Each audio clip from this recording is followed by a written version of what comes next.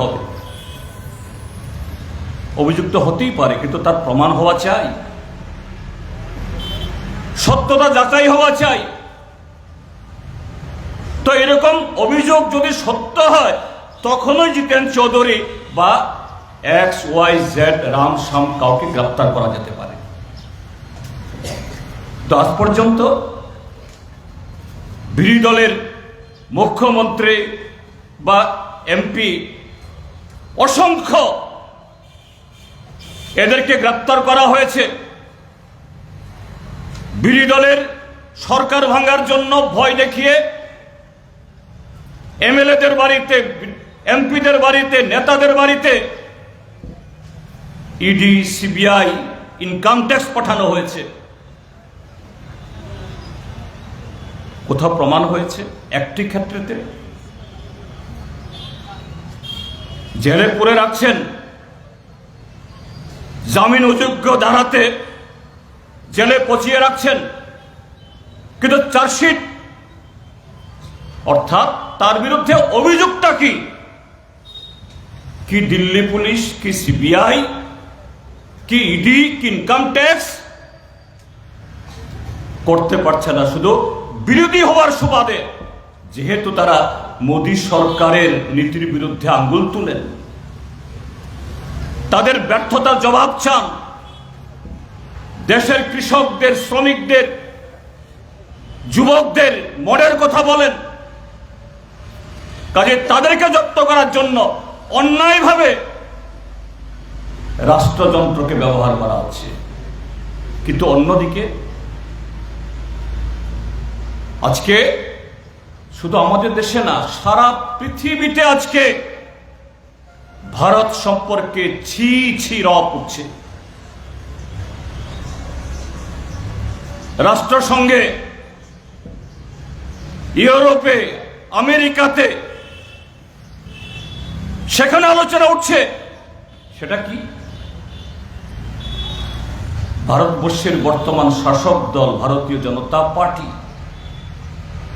এই দেশের তৎকালীন রিজার্ভ ব্যাংক অফ ইন্ডিয়ার গভর্নর, তৎকালীন ভারতবর্ষের ব্যাংকের যারা উঁচু পদে যারা আসীন ছিলেন, এবং সমস্ত বিরোধী দল, তাদের যাবতীয় নিষেধাজ্ঞা, যাবতীয় প্রতিরোধ। আমিও তখন পার্লামেন্টের সদস্য ছিলাম 2017 ইংরাজিতে, আপনাদের প্রতিনিধি হয়ে, যে ইলেকট্রাল বন্ড নামে যে আইন তৈরি করা হয়েছে, আমাদের সংসদ বা আমাদের সংবিধান এটাকে অনুমোদন করে না। আমাদের ভারতীয় আইনে এই জাতীয় একতরফা, একচেটিয়া এবং পার্লামেন্টের এখতিয়ারের বাইরে কোনো একটা দলকে সুবিধা দেওয়ার জন্য এরকম আইন তৈরি করা যায় না। কিন্তু জবরদস্তি করে সে আইন তৈরি হল। ভারতবর্ষের সর্বোচ্চ আদালত, সুপ্রিম কোর্ট সর্বসম্মতভাবে 5 জনের বেঞ্চ তারা রায় দিল, হ্যাঁ এই আইন অসাংবিধানিক, বেআইনি। তার মানে হলো এই আইনে টাকা তোলা, যে টাকার 90% গেছে বিজেপির পকেটে, যে টাকায় সারা দেশে, শুধু ত্রিপুরা জেলা, আনাচে কানাচে তাদের পোস্টার, তাদের পতাকা, এদের নেতারা পঙ্গপালের মতো হেলিকপ্টার ঘুরে বেড়ায়, জলের মতো টাকা খরচ করে নির্বাচন করতে গিয়ে। কার টাকা? জনগণের টাকা। নামে বড় বড় পুঁজিপতি, কালোবাজারিরা টাকা দেয়, কিন্তু সেই টাকা বিজেপির তহবিলে দেওয়ার মধ্য দিয়ে বিনিময়ে তারা লক্ষ লক্ষ কোটি টাকার টেন্ডার, সাপ্লাই, বরাত তারা হাসিল করে। সে অর্থ কে যোগায়? অশোকবাবু বলেছেন, আমাদের দেশের এমন ওষুধ কোম্পানি যারা বাজারে ভেজাল ওষুধ বাজারে ছাড়ে, 5 টাকার ট্যাবলেট 25 টাকা বিক্রি করে। সেই ট্যাবলেট খেয়ে আমার দেশের নাগরিক তার জীবনের পরমায়ু কমে যায়। বিষ পান করার মতো একটা মানুষের তার শক্তি কমিয়ে দেয়। যেহেতু বিজেপির তহবিলে টাকা দিয়েছে, কাজেই সেই জোরে আপনার আমার কাছ থেকে গরিব মানুষকে ব্রিজ নির্মাণ করে, সুড়ঙ্গ খুঁড়ে, বিমানবন্দর জাহাজ বন্দর বানায়। 10 টাকার কাজ 50 টাকা আদায় করে। কার টাকা? নামে হলো কালোবাজারের টাকা, আসল হলো জনগণের টাকা, আমার টাকা, আপনার টাকা। আজকে সুপ্রিম কোর্ট বলেছে এটা বেআইনি, অন্যায়, অসাংবিধানিক। তাহলে কেজরিওয়ালের বিরুদ্ধে শুধু অভিযোগ, হেমন্ত সোরেনের বিরুদ্ধে শুধু অভিযোগ, কোনো প্রমাণ নাই, কোনো সাক্ষী নাই, তার জন্য তাকে জেলে। আর সুপ্রিম কোর্ট আজকে প্রমাণ করেছে এটা অভিযোগ না, এটা প্রমাণিত, এটা বেআইনি। যারা বিষ খাইয়ে ওষুধ বিক্রি করে তার কাছ থেকে তুমি টাকা নিচ্ছ। যারা নির্মাণ কাজে ভেজাল করে শত শত মানুষের মৃত্যুর কারণ হয়, তুমি তার কাছে টাকা নিচ্ছ। তা তোমার বাড়িতে সিবিআই যাবে না কেন? বিজেপির সভাপতি জেপি নাড্ডার ঘরে কেন সিবিআই যাবে না?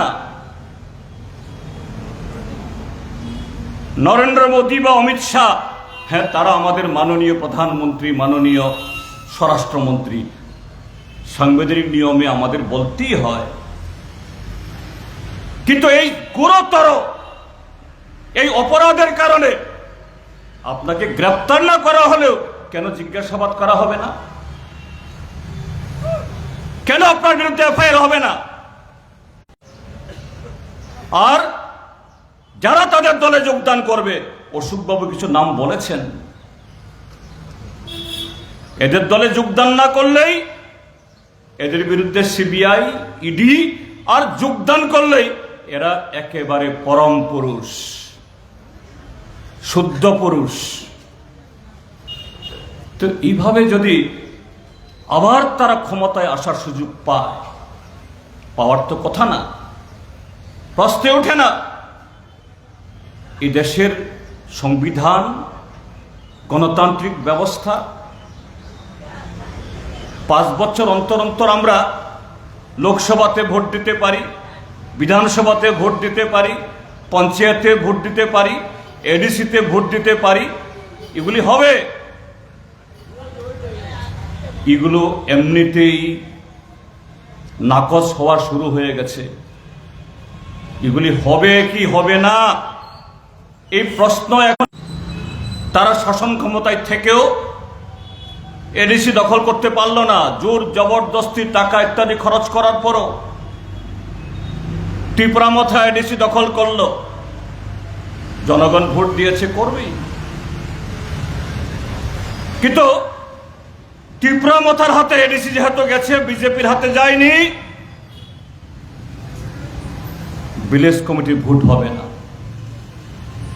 ভিলেজ কমিটি কি কোনো দলের সম্পত্তি? ত্রিস্তর পঞ্চায়েত আইন কি কোনো দলের সম্পত্তি? আমাদের ত্রিস্তর পঞ্চায়েত, ভিলেজ কমিটি, এই তেলিয়ামুড়া মিউনিসিপাল কাউন্সিল, এটা কোনো দলের বাপের সম্পত্তি না, এটা সংবিধান, গণতন্ত্রের সম্পত্তি। কিন্তু ত্রিপুরাজ্যের মধ্যে এই সংবিধান কাজ করে না, অচল। তারা তাদের সে প্রক্রিয়া ত্রিপুরা থেকে শুরু করেই দিয়েছে। গত 18 পর থেকে এই ত্রিপুরাজ্যে যতগুলো ভোট হয়েছে, এগুলো কি ভোট?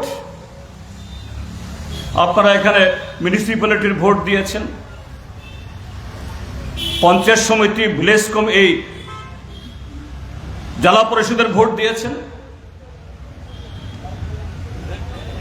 এগুলা কি ভোট? যে আপনি ভোট কেন্দ্রে ভোটে দাঁড়ালে আপনাকে শাসানো হবে, ভোটারদের আটকানো হবে।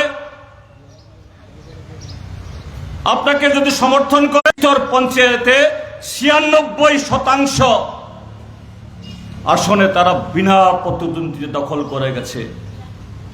বিজেপির এত শক্তি কি প্রমাণিত হয় গত বিধানসভার ভোটে?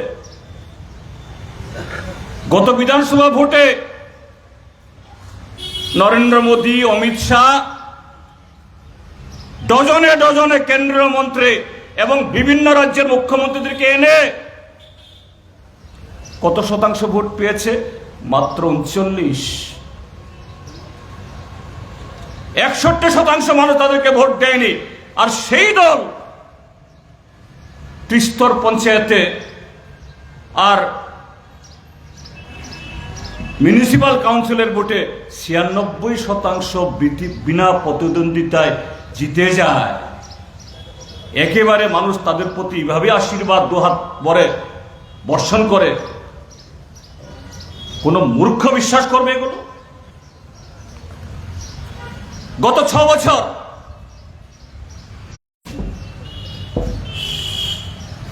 সেদিনকার কংগ্রেস সরকারের বিরুদ্ধে সবাই নাগরিক।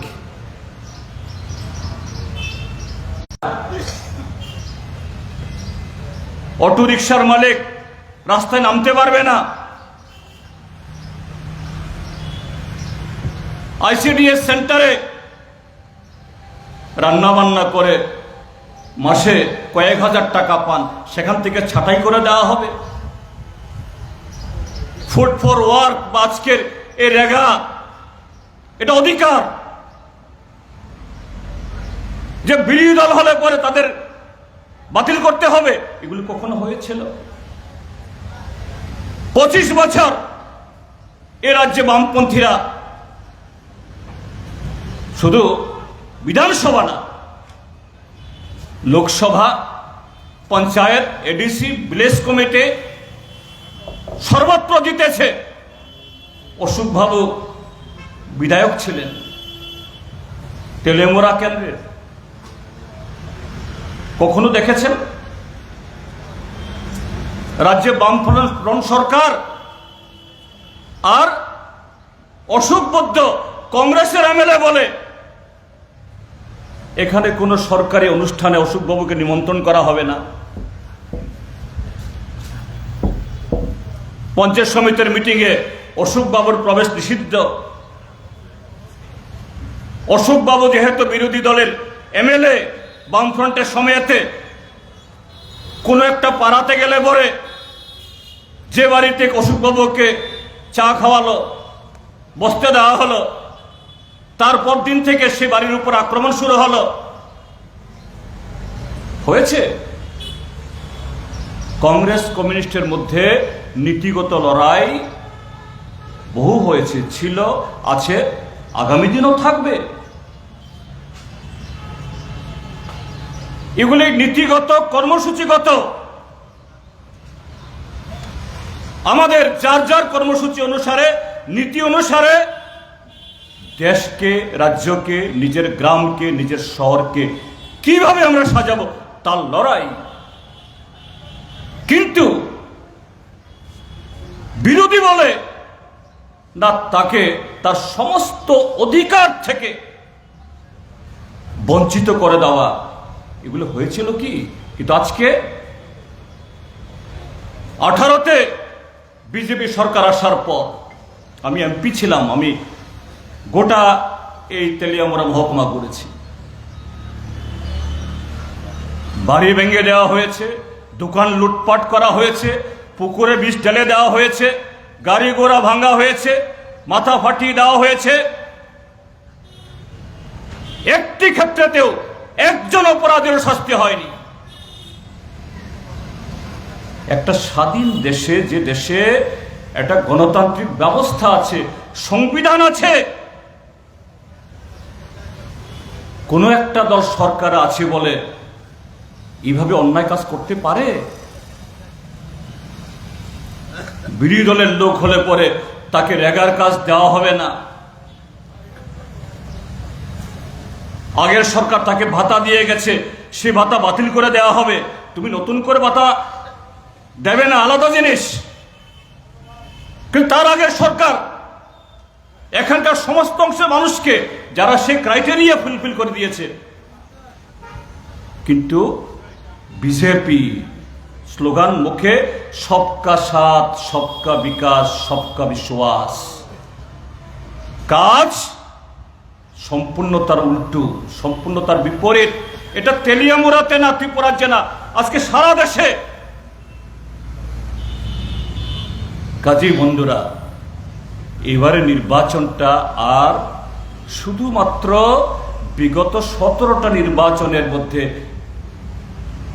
একটা সরকার তৈরি করা, নতুন ইশতেহার রূপায়ণ করার, তার মধ্যে সীমাবদ্ধ না, তার চেয়ে বেশি সংবিধান, আইন কানুন, গণতান্ত্রিক ব্যবস্থা, তার অস্তিত্ব থাকবে কিনা। ভারতীয় জনতা পার্টি তার অস্তিত্ব বিলোপ করে একচেটিয়া একনায়তন্ত্রী সরকার তারা কায়েম করতে চায়। ত্রিপুরাজ্যের মধ্যে ইতিমধ্যেই তার পরীক্ষা নিরীক্ষা শুরু হয়ে গেছে, তার প্রয়োগ শুরু হয়ে গেছে। তা থেকে এই ত্রিপুরাকে বাঁচাতে হবে।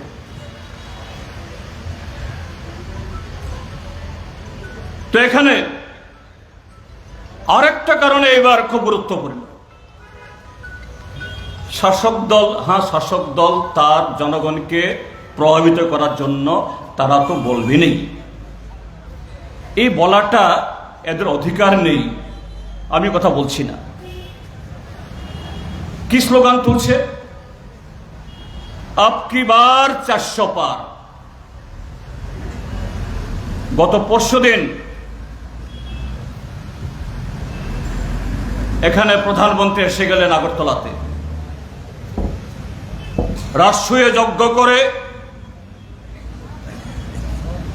প্রায় কোটি টাকা খরচ করে প্যান্ডেল করা হয়েছে। তার দুদিন আগে স্বরাষ্ট্রমন্ত্রী সাহেব মোদী সরকারের 2 নম্বরও আর বিজেপি দলেরও 2 নম্বর অমিত শাহ এসে গেলেন। কি বলে গেলেন? প্রধানমন্ত্রী সাহেব বললেন এখানে পিছলে 10 সাল, যাই হোক ত্রিপুরার জন্য 6 সাল, त्रिपुरा का लोग सिर्फ ट्रेलर देखा है, पिक्चर अभी देखेंगे। তাহলে গত 6 বছর যে ট্রেলার আমরা দেখলাম, কি ট্রেলার? আপনার কথা বলা অধিকার কেড়ে নেওয়া, ভোট দেওয়ার অধিকার কেড়ে নেওয়া, আপনার স্বাধীনভাবে বাঁচার অধিকার কেড়ে নেওয়া, আর কি লোকসভা নির্বাচন, কি বিধানসভা নির্বাচন, অসংখ্য প্রতিশ্রুতি, ভীষণ ডকুমেন্ট, ত্রিপুরাল্যান্ড, তার সাথে এখন যুক্ত হয়ে গেছে গ্রেটার ত্রিপুরাল্যান্ডের প্রতিশ্রুতিও। মথার সাথে চুক্তি মানেটা কি? মথার বক্তব্য কি এখনো আমরা দাবি থেকে সরে আসিনি? তাহলে নরেন্দ্র মোদী, বিজেপি, এনসি দেববর্মার ত্রিপুরাল্যান্ডকে তো স্বীকৃতি দিয়েছেনই, তাহলে এখন গ্রেটার ত্রিপুরাল্যান্ডকেও স্বীকৃতি দিয়েছেন। এটাই ট্রেলার। এই ট্রেলারে তো দেখলাম আমরা ট্রেলারে যদি এত ভয়ঙ্কর হয় ত্রিপুরা রাজ্যের মানুষের কাছে, তেলে মরা মানুষের কাছে পিকচার কত ভয়ঙ্কর হতে পারে একটু ভাবুন। ভাবুন বন্ধুরা, পিকচারটা কত ভয়ঙ্কর হতে পারে। তারা বলছেন 400 পার কিভাবে, অঙ্ক কি বলে? 2014 সালে এই অসংখ্য প্রতিশ্রুতি দেওয়ার পরও বিজেপির ভোটের ভাগ ছিল মাত্র 31 ভাগ, শরিকরা মিলে আরো 7 ভাগ, 35 ভাগ, 62 ভাগ মানুষ কিন্তু বিজেপি বা এনডিএ কে ভোট দেয়নি। 2019 সাল ফাঁকা প্রতিশ্রুতির সাথে পুলওয়ামা কাণ্ড ঘটিয়ে, কেন বলছি ঘটিয়ে, এই পুলওয়ামা কাণ্ডের আজকে প্রায় 6 বছর হয়ে গেল, তার কোনো তদন্ত রিপোর্ট প্রকাশ করতে মোদী সরকারের সাহস নেই। কিন্তু সেই সময়কালে জেনে জম্মু কাশ্মীরের রাজ্যপাল ছিলেন সত্যপাল মালিক, তিনি বলছেন আমি যদি সত্য কথাটা না বলি বিবেকের কাছে অপরাধী থাকব, দেশের মানুষের কাছে যদি সত্যটা যদি আমি প্রকাশ না করে, শুধু আমি না আমার 14 পুরুষ এই পাপের প্রায়শ্চিত্ত করতে হবে। এই পাপে আমারও হাত পড়েছে। তিনি বলছেন পুলওয়ামা কাণ্ড এটা দুর্ঘটনা না, এটা ঘটনা, এটা ঘটানো হয়েছে যাতে এটা আবেগ তৈরি করে পাকিস্তানের হাতে আমার সেনাবাহিনী অর্থাৎ সিআরপিএফ মারা গেছে, এর সহানুভূতির দল তুলে ভোটে বৈতরণী পার হওয়ার চেষ্টা। সত্যপাল মালিক, কেন মোদী সরকার তার বিরুদ্ধে এফআইআর করছেন না? তাহলে সে সত্যপাল মালিক রাষ্ট্রের বিরুদ্ধে, প্রধানমন্ত্রীর বিরুদ্ধে এত বড় কথা বলছেন, যদি হিম্মত থাকে সত্যপাল মালিককে তো তিহার জেলে ঢুকানো উচিত।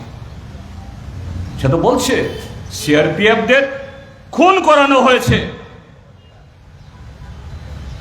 সেই পুলওয়ামা কাণ্ড ঘটানোর পরও 2019-এ বিজেপি কত পার্সেন্ট ভোট পেয়েছিল? 38%। শরিকরা কত পেয়েছিল? আরো 4%। 38 আর 4 42%। দেশের 58% মানুষ বা সংখ্যাগরিষ্ঠ মানুষ 1900 ভোট দেয়নি। আজকে এই ইন্ডিয়া জোট কারা? এই ইন্ডিয়া জোট হলো সেই 58% বা 62% মানুষ। তো 400 পার কোন রাস্তা দিয়ে হবে? কোন ছিদ্র দিয়ে হবে? কোন পথ দিয়ে হবে 400 পার? হওয়ার কোনো প্রশ্ন নেই। কাজী আজকে তাদের দলের যারা নেতা নেত্রীরা, তাদের দলের প্রচারকরা, এরা মিথ্যার উপর ভর করে, অসত্য ভাষণ দিয়ে তারা ভোট চাইছেন। ত্রিপুরাজ্যে আমাদের রাজ্যের মাননীয় মুখ্যমন্ত্রী বক্তব্য শুনলে বলবেন নিশ্চয়ই তেলেমরা এসে গেছেন কিনা জানি না। কি বলেন? মোদির দিশা, মোদির নেশা, মোদির আশা। আরে মোদির দিশাটা কি? আশাটা কি? নেশাটা কি? মোদির দিশাই তো আজকে দেশের কৃষক মরছে, শ্রমিক কাজ হারাচ্ছে, যুবকরা আজকে দিশাহারা। এ রাজ্যের যুবকরা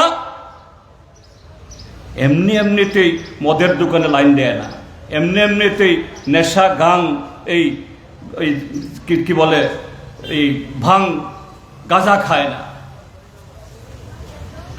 না পারতে গেলে এমনি এমনি করে না। মানুষ যখন হতাশ হয়, রাস্তা দেখে না, আর তাদের সামনে এই সরকার নতুন কলেজ খোলে না, নতুন হাসপাতাল খোলে না, নতুন স্কুল করে না, কিন্তু মদের দোকানের ছয়ালা সারা ত্রিপুরাজ্য মদের দোকানে প্রায় ছেয়ে গেছে। বর্ডার খুলে দিয়েছে, গরু পাচার করো, চিনি পাচার করো। কিছু অসাধু পুলিশ অফিসার মাঝখানে তারা লাভবান হচ্ছে, আর আখেরে ত্রিপুরাজ্যের যুব সমাজের মেরুদণ্ড ভেঙে দিয়ে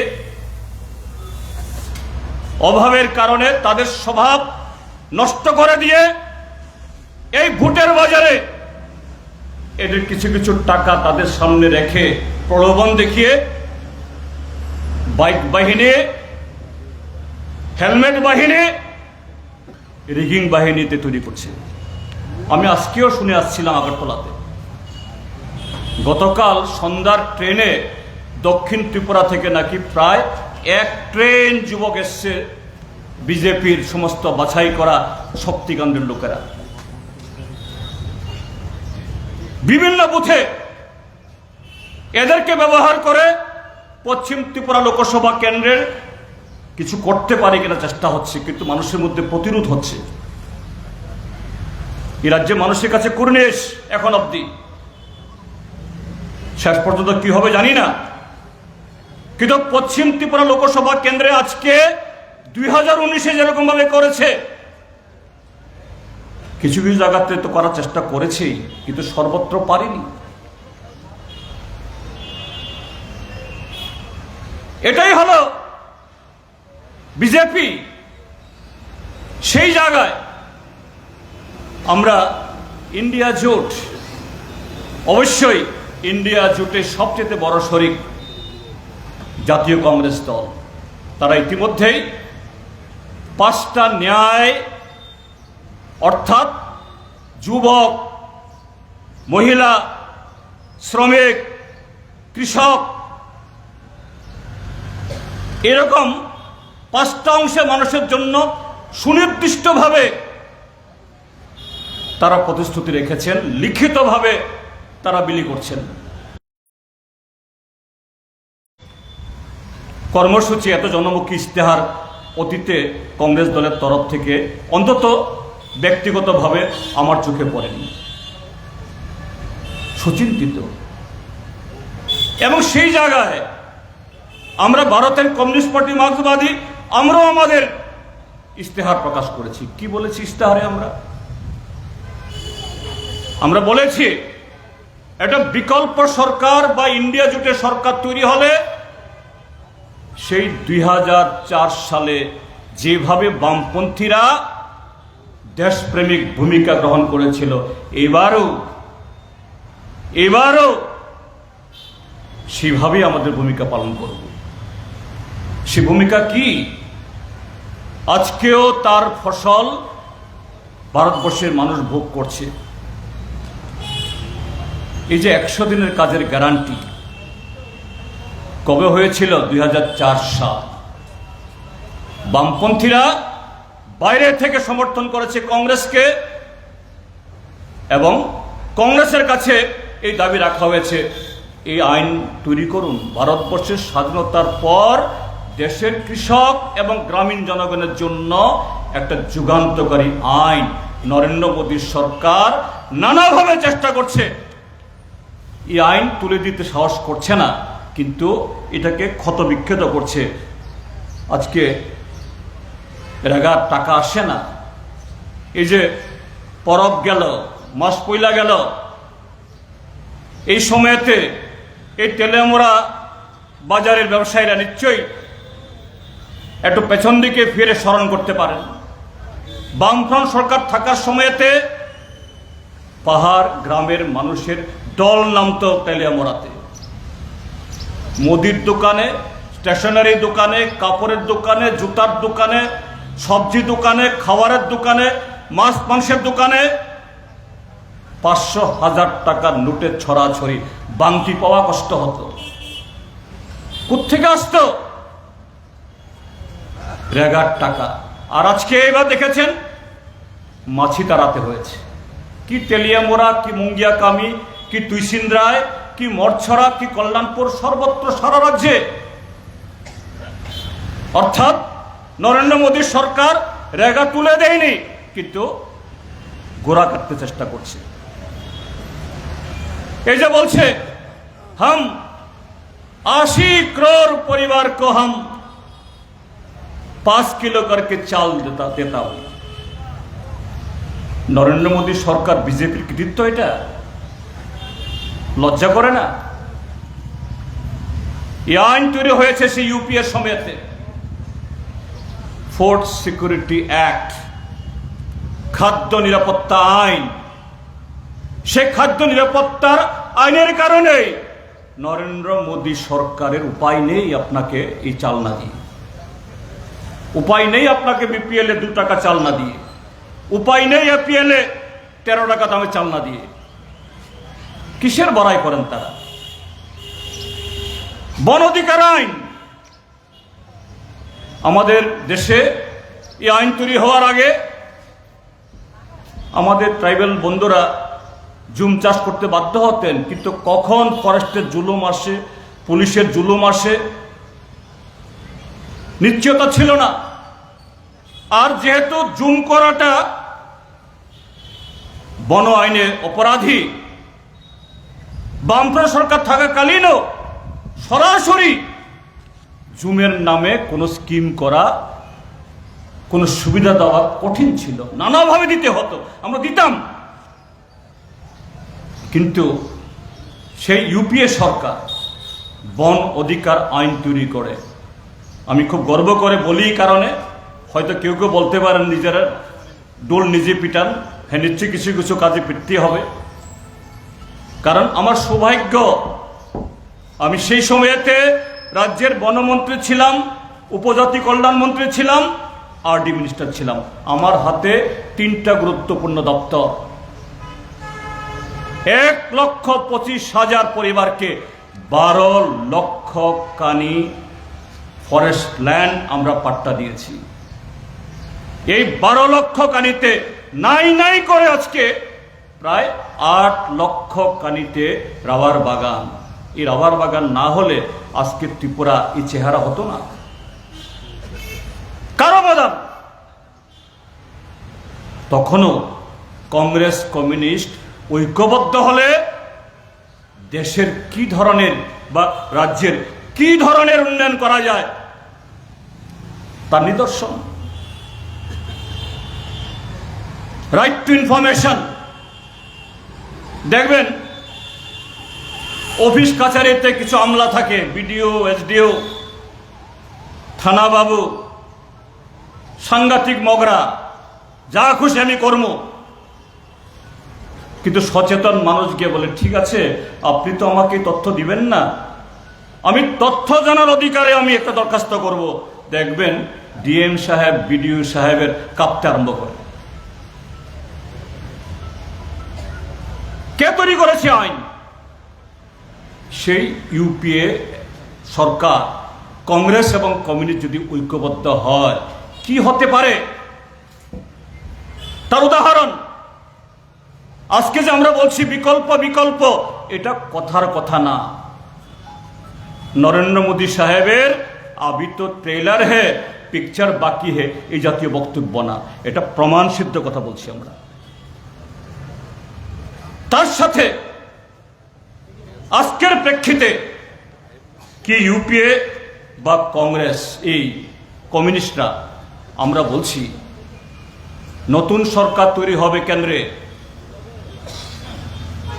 গত 10টা বছর দেশের কৃষকদের সর্বনাশ করার জন্য, দেশের শ্রমিকদের সর্বনাশ করার জন্য, যুবকদের ধ্বংসের দিকে ঠেলে দেওয়ার জন্য, দেশের সংবিধানকে যেরকম ভাবে তছনছ করে দেওয়া হয়েছে, বিকল্প সরকার তার সমস্ত দুর্বলতাগুলো মেরামত করে গত 10 বছরে আমাদের যে অভিজ্ঞতা হলো তার যাতে আর পুনরাবৃত্তি না হয়, এরকম স্বৈরাচারী একনায়তন্ত্রে এবং জনবিরোধী কোন দল এভাবে যাতে মাথা চারা দিতে না পারে সে ব্যবস্থা সেখানে হবে। তো এই জায়গায় দাঁড়িয়ে আমি আহ্বান জানাবো তেলিয়ামুড়াবাসীকে, আমাদের লড়াই এটা নিছক বিজেপি ভার্সেস ইন্ডিয়া জোট, বিজেপির প্রার্থী কৃতি দেবী সিং আর আমাদের প্রার্থী রাজেন্দ্র রিয়াং, এটা ব্যক্তিগত লড়াই না। কিন্তু সেখানেও বলতে হয়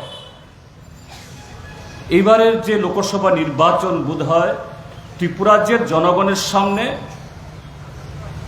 গত কয়েকটা বছর ধরে একটা রাজনৈতিক একটা ঘূর্ণিঝড়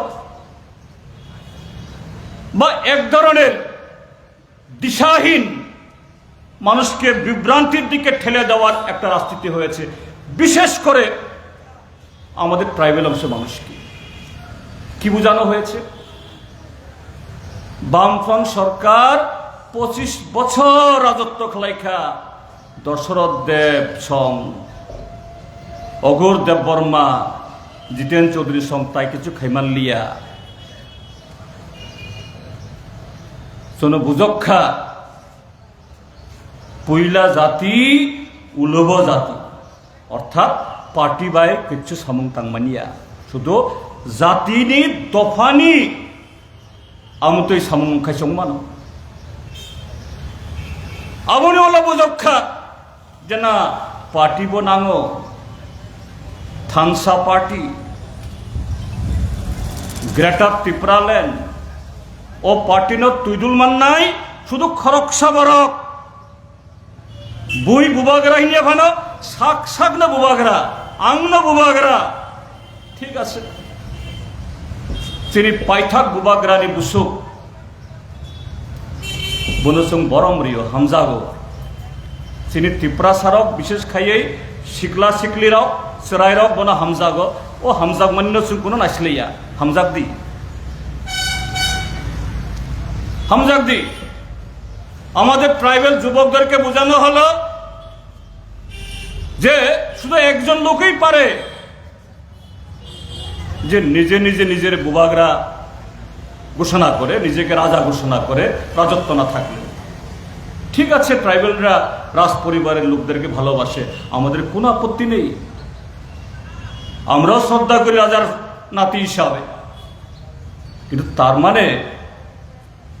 তার মানে এইভাবে ত্রিপুরা যে ট্রাইবেল সমাজকে, তার বিবেককে, তার আত্মসম্মানকে, তার ভবিষ্যৎকে বিক্রি করে দেবে শুধু নিজের স্বার্থে, নিজের পরিবারের স্বার্থে। গত 3 বছরে যে সমস্ত স্লোগান শুনিয়েছে আমাদেরকে, নো কম্প্রোমাইজ, গ্রেটার ত্রিপুরাল্যান্ড লিখিতভাবে না দিলে পরে একসাথে বসে চাও খাবো না।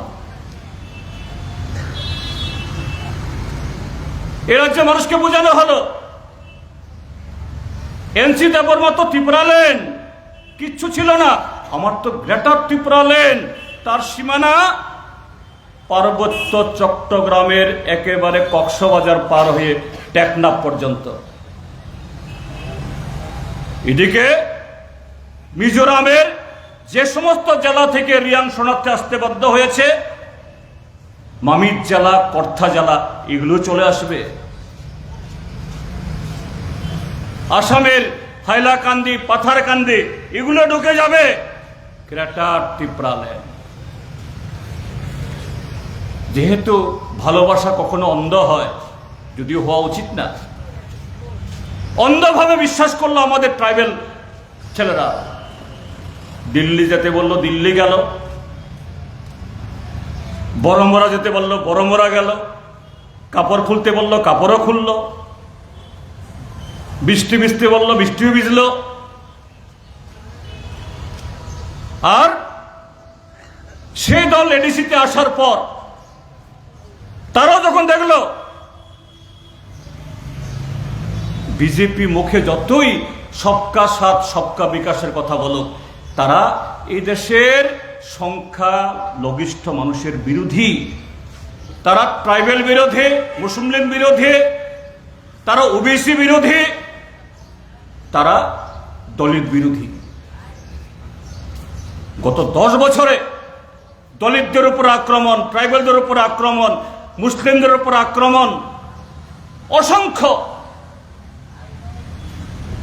মহিলাদেরকে বলে নারী শক্তি, বেটি বাঁচাও, বেটি পড়াও। কিন্তু কিভাবে এই 10 বছরে আমাদের দেশের বেটিরা, এদের ইজ্জত লুণ্ঠন করা হয়। যে সমস্ত এমপি এমএলএ নারী নির্যাতন করে তাদের আরো প্রমোশন হয়। এটা লুকানোর তাদের বিজেপির কোনো ইয়ে নেই। এডিসিতে যাওয়ার পর তীব্রা মাথাও সে কথাগুলি না বলে পারল না। এই গত বিধানসভা নির্বাচনে মুঙ্গিয়া কমিটি হোক বা খুমলংয়ে, তার প্রত্যেকটা ভাষণ শুনুন। কি বলছে? बीजेपी को हटाना होगा। बीजेपी लुटेरा पार्टी, वॉशिंग मशीन, जनजाति का दुश्मन है। কেন বলতে হয়েছিল? কেননা ত্রিপুরা রাজ্যের সংখ্যাগরিষ্ঠ মানুষ বিজেপি বিরোধী। কাজে বিজেপি বিরোধী কথা যদি প্রকাশ্যে না বলে ভোট পাবে না, বলতে হয়েছে। কিন্তু ভিতরে তো প্রেম। তারা যখন প্রকাশ্যে বলতে শুরু করলো আমরা বিজেপিকে হারাতে চাই, আমরা বললাম আসো। আমরা বারবার বলেছি, কিন্তু তোমাদের গ্রেটার ত্রিপুরাল্যান্ড আমরা সমর্থন করি না। এটা ত্রিপুরা বা আইপিএফটি বলেছে বলেই যে বলছি তা নয়। কারণ ত্রিপুরাজ্যের ভৌগোলিক এবং সামাজিক যে গঠন, এখানে ত্রিপুরাল্যান্ড বা গ্রেটার ত্রিপুরাল্যান্ড অসম্ভব। কখনো কখনো কোনো রোগী বাঁচাতে গেলে পরে অপারেশন করতে হয়, কিন্তু কোনো অপারেশন কোনো রোগীকে করা যায় না। তাহলে তাকে ওষুধ দিতে লাগে, অপারেশনের পরিবর্তে ওষুধ দিতে হয়। কি ওষুধ? এডিসির হাতের অধিক ক্ষমতা। সংবিধান সংশোধন করে হ্যাঁ এডিসির উন্নয়ন আমরা চাই, আসো। কিন্তু দেখেছেন শেষ মুহূর্ত অবধি এই খেলা খেলে বিজেপিকে পার পাইয়ে দেওয়ার জন্য গত বিধানসভা নির্বাচন টিপ্রামথা খেলল। এই টিপ্রামথার সুপ্রিমো যিনি, নাগরিক সংশোধনী বিল যখন আসলো সারা দেশে উত্তাল। এই খুমুলুঙের প্রবেশ পথে মাধব বাড়িতে তার ছেলেদেরকে বলল রাস্তায় বসো। তখন মুখ্যমন্ত্রী চেয়ারে কে? বিপ্লব কুমার দেব। আর বিপ্লব কুমার देव पुलिस के हुक्म जारी कर लो, उसको हटा दो। पुलिस ऑफिसर मुख्यमंत्री का জানালেন साहब वो तो वहां से वापस जाने का तैयार नहीं है, गोली मारो, गोली चलाओ, चुन चुन करके मारो। 5 জন যুবককে গুলি করলো। তখন সে গুলি হওয়ার পর এই টিপ্রামথার নেতা কি বলেছিলেন? বিপ্লব কুমার দেব বাংলাদেশি, বিপ্লব देव को बांग्लादेश में भेजवा देंगे। আর আজকে বলছে বিপ্লব দেব মেরা পরম মিত্র। এখন বলছে পরম মিত্র। তাহলে ওগুলি বাংলাদেশে भेजवा देंगे, বিপ্লব দেব को हटाएंगे। सीए के खिलाफ लड़ेंगे, बीजेपी दुश्मन है, এগুলি হলো মুখের ভাষা, মনের ভাষা না। আজকে পরিষ্কার দিল্লিতে একটা চুক্তি হলো, এই চুক্তিতে কোথাও গ্রেটার ত্রিপুরালের লেখা নেই। এই চুক্তিতে বিজেপির মন্ত্রিসভায় মথা যোগদান করবে এটাও লেখা নেই। এই চুক্তিতে লোকসভা নির্বাচনে ত্রিপুরা মথার পরিবারের লোক বিজেপির চিহ্নে দাঁড়াবে এটাও লেখা নেই। লেখা আছে এটা কি লেখা আছে যে ভারত সরকার একটা কমিটি করবে, জয়েন্ট ওয়ার্কিং কমিটি বা জয়েন্ট কমিটি।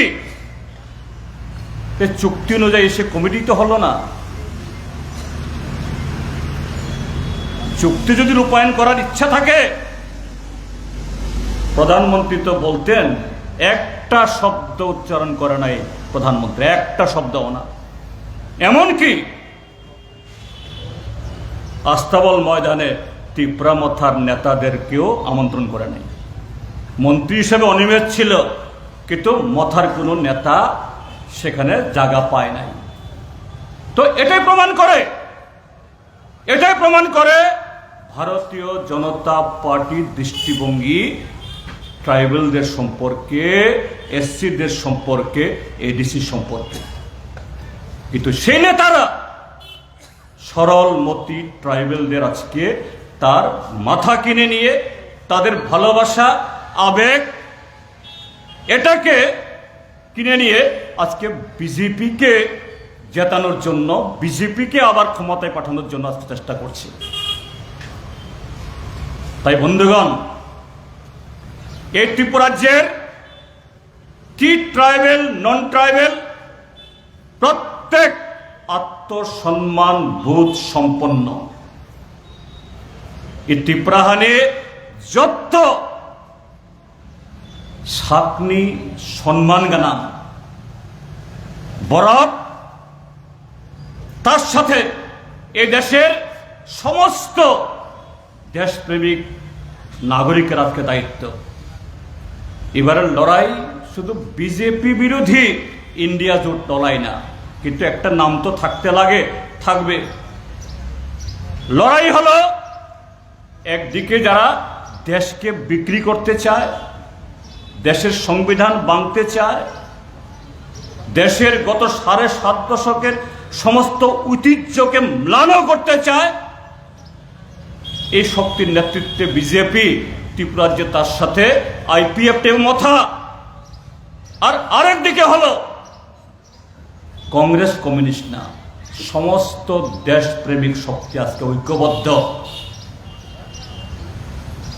গত 19 লোকসভা নির্বাচনে তারাই ছিল 58%, আর 14 লোকসভা আসন নির্বাচনের সময় তারা ছিল 62%। সেই 62% মানুষ আজকে ঐক্যবদ্ধ। কাজে আগামী 4 জুন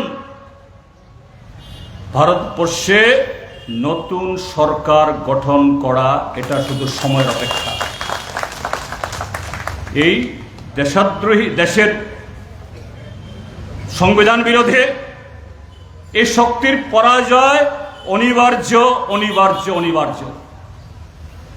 কাজী তেলিয়ামুড়ার সমস্ত সচেতন নাগরিক, ভারতীয় জনতা পার্টির ভেতরেও গত 6 বছর দ্বারা আপনারা ভেতরে কুকরে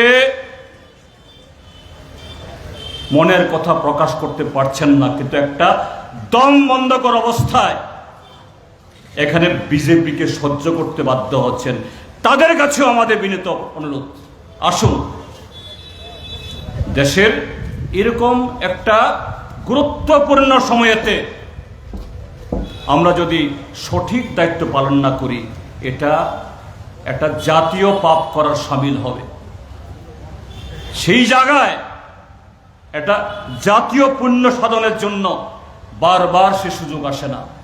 সে সুযোগ সবাই গ্রহণ করুন, এই বিনীত আবেদন রেখে আগামীকাল ত্রিপুরাজ্যের অন্যতম উৎসব গড়িয়া উৎসব, সে উৎসব উপলক্ষে সকলকে শুভেচ্ছা জানিয়ে বাংলা নববর্ষ শুরু হয়েছে ইতিমধ্যেই।